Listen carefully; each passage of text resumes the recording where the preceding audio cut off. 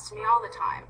My pediatrician said, my doctor said, my mother said that he just develops more slowly than other children. He's a boy, and boys don't develop so quickly as girls do.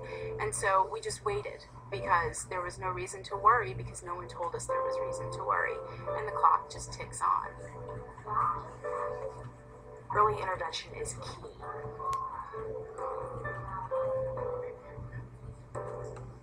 Autism is a disorder of communication and social functioning.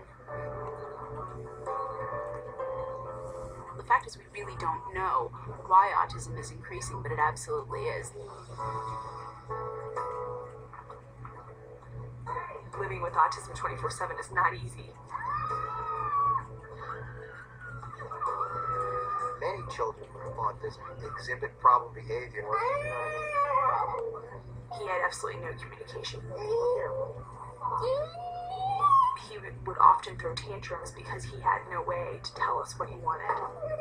Autistic children don't learn through osmosis. Our students, they need to be taught every little step. I go play. I go play. Go play. There's hope. There's light at the end of the tunnel.